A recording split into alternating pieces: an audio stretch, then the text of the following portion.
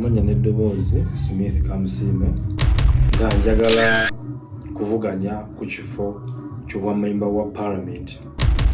Omusajja oyo simwesimbyeko wabula ndi mu kuvuganya mu kifo kyalimu era nga bannabukoto West bampadde dde erinnya bwogera mu Parliament oba togenze kukiikirira kitundu kyo kyokka.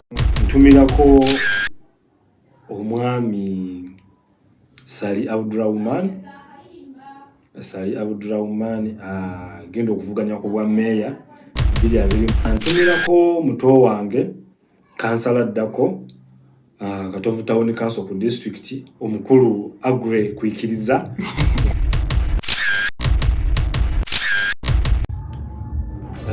manya n'eddoboozi Smith Kamusiime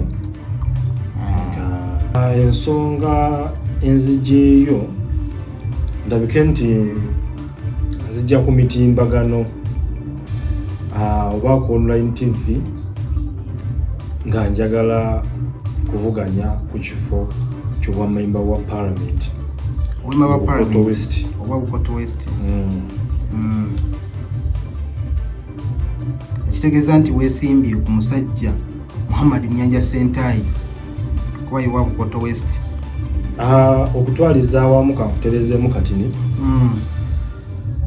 omusajja oyo simwesimbyeko wabula ndi mu kuvuganya mu kifo kyalimu era nga bannabukoto West bampadde dde erinnya erya MP addako Bukoto West okwawukanako n'ali mu ntebe eyo nze ngenda kubeera opposition.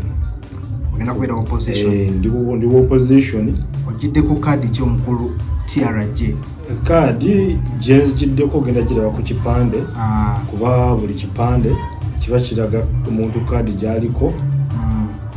Sogedde bwe ntyo nti ba ndi mu kuweebuula saba host wa programu eno naye mbadde nsaba abalabire ku posters ne ku bintu ebirala naye nga ndi opposition. Okay, kakati mukulu TRJ gwe kikyogamba kikyowakanyaamu ekikuleetera okuvuganya mbaka aliko already gwe kikyowakanyaamu nteekateeka ayina ekibi kyatakoledde bannabukoto kiki buzibu ki musanzeemu nga MP wammwe? Weebale nnyo ekibuuzo ekyo omukulu host wa programu eno. Bwe tugendako mu Parliament n'otunuulira ensonga ezitali zimu na zimu ezibadde ziyitangana mu Parliament nga ebiteeso biyisibwa mu Parliament naye nga ababaka abeewaffe e Lwengo abamu tebavuddeeyo kwenyigira mu nsonga ezo ate nga ensonga ezo zinyigiriza omuntu wa wansi okussa okwongeza emisolo ku bintu okussa okuyisa amateeka nga galina gye gavudde wabula nga baba bakati bazzeeko eno wansi ewaffe ne batwebuuzaako kiki kyetwagala otukolera. Kati ensonga nnyingi sigenda kumenya eno bamenya eri wabula zze ensonga nnyingi kossa n'essente ensimbi ey'omuntu wa wansi. Kale si muntu wa wansi yekka nti yawa omusolo kanjiyite essente y'omuwi w'omusolo eyonooneddwa ebbibwa kwegamba nsonga nnyingi. So omubaka wa Parliament bw'ogenda mu Parliament oba togenze kukiikirira kitundu kyo kyokka wabula waliwo ensonga ezitali zimu na zimu oba waliwo okubaga amateeka ng'amateeka ovudde Bukoto West oba ovudde Lwenge ewaffe naye ng'ogenda kunyigiriza n'abantu abali e Kalamojja. So ensonga nnyingi sigenda kugamba nti oba yeeno oba yeeri naye nange neesowoddeyo nga ndaba ekituzza emabega kubeera mu constituency yaffe nga tukkanya kimu oye naye nga tetulina kye tufunyeemu era nga pate eri mu buyinza teyina kitukoledde ewaffe. Kati ensonga ezimu nga waliwo obugombolola ezimu emiruka egimu ng'abantu amazzi bakyanywa n'ente naye nga era ogenda okulira abantu bagamba oye era ono bakugulirayo akasoda oye omunyu oye kati ebyobufuzi mbadde njagala okulwanyisa ewaffe kuba gye nkulidde gye banzaalidde okwawukanako ne bazadde bange bo babadde ba kibiina ky'NRM naye nze okusinziira nti kyekibazizza emabega nga n'obatuukako ssaawa zino bawagira naye nga bawagira lwa kwagala so si lwa bukozi oba okitegeera ekintu ekyo. Nja kukomawo ku puroguramu menye era ebintu ebimu mbiwe mu bulambulukufu. Okay, kati kagambo kamu bubiri gwe kikyosuubiza abantu b'e Lwengo?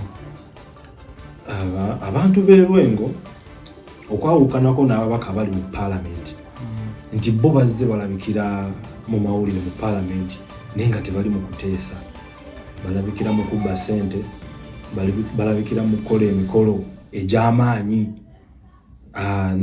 Nadde ndaba ku puroguramu wano ku TV emu oba yabadde oba NBS ojja kumpabulamu kati yabadde puroguramu ekyo yadde balometa nga ndaba wandiseewo gambe ddene nti enkuuka y'e Lwengo.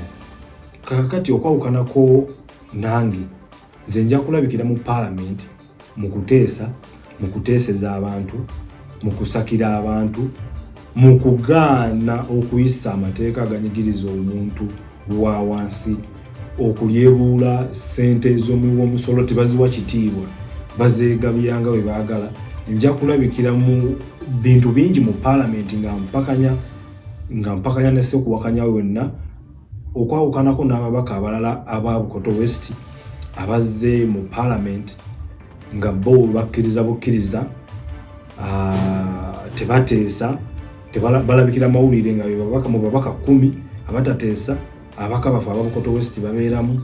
So nenvaayo n'eddoboozi ery'omwanguka nga nzize kuvuganya ku ekyo ekifo era ndi sure kuba abantu bewaffe n'erinnya baalimpadde edda erya MP addako, MP amanyi omuntu wa wansi, era abantu b'e Lwengo Bukoto West ewaffe nyongera okubagamba n'okubajjukiza nti ewange tebagenda konkona. Bwe mbeera nga ndi mu ntebe bagenda kuyingira buyingizi, tewali kukonkona. No ekyo kingenza obagamba tewali kukonkona, essimu zange kwezi tezigenda kuvaako okwawukanako ne ba MPs abalala. Okay, kakati ebyo byogeranga nga bajja ne batuuka ne bakola ebyabwe. Kyanjawulo ki ekiri ku ggwe nti byoyogedde ogenda bituukiriza? Mukama wange okwawukanako n'abalala nze ndi mwana nzaalwa yawe Katovu mu Bukoto West era navuddeyo nvuganye ku kino ekifo kubanga ebiruma omuntu wa wansi mbimanyi, ebitulimbiddwa mbimanyi, nange mu balimbiddwa mbaddemu ku ground nga buli kimu nkiraba, naye nga bo baba balina bigendererwa byabwe nakukkusa mbuto zaabwe. Kaakati kwe kuvaayo nvuganye ku kino ekifo kubanga ebirimbibwa mbimanyi n'ebikolebwa mu kalulu mbimanyi, ate ng'osizza ku ekyo mwana wattu akalulu k'ewaffe kakugula siringisa omutwalo, mitwalo 2 ku mitwalo 5, abantu abagaggagaggamu mitwalo 5 kakadde nga babasaba obuwagizi. Naye nze nyongera okubabuusa nti omuntu akuwadde omutwalo gumu n'omusindika mu paalamenti emyaka 5 buli mwaka aba akuguza 2,000 era aba agenda kubaga amateeka agakunyigiriza kuba akalulu kaba yakagula ssente.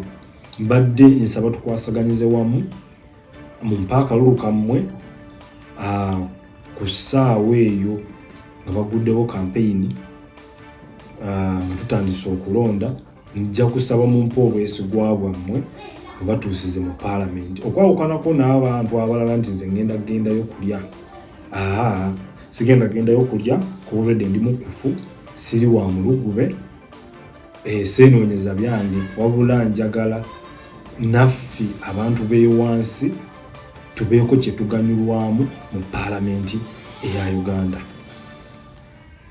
Okay, onakoma mu paati endala mukulu TRJ ngo oyanja ensonga zo. Weebale nnyo kumpa kadde kano n'okukyazibwako ku puroguramu eno wano ku Java Hit Media Online TV. Mbadde nsaba mukulu wange kutumirako. Tumirako. Ntumirako omwami Sali Abdurrahman genda okuvuganya ku bwa meeya 2026 2031. Omukulu Sali Abdurrahman nkulamusizza nnyo, Saalongo wange nkwagala nnyo. Taata Agwero omumanyi. Weebale munnange kutumbula bya mizannyo, weebale kuba bavubuka mirimo, tukwagala nnyo eno byokola byonna tubiraba. Ntumirako muto wange kansala ddako Katovu Town Council ku district, omukulu Agre kwikiriza nkutumiddeko nnyo. Kosa n'omukulu Java Hit Media hostinze program eno, mbutuufu mbagala nnyo. Ntumirako ne mobilizer wange we Katovu omukulu Bahati ku Fresh Meat ye Katovu, nkutumidde nnyo mukama wange nkwagala nnyo, era weebale tulunganya mu nsonga ezitali zimu na zimu ne nga mpunzika era nga mbasaba mumpe obwesigwe bwammwe. Nja kutuukiriza eby'omuntu wa wansi kuba mbadde ku ground buli kimu nkimanyi. Siri mutabani wa gundi, ti mutabani w'empi gundi, ti mutabani wa mugagga gundi. Ensonga z'abantu abanaku nzimanyi, ensonga z'abantu abawejjere nzimanyi. Mwebale nnyo, mwebalire ddala. Mukama Katonda abankuumire.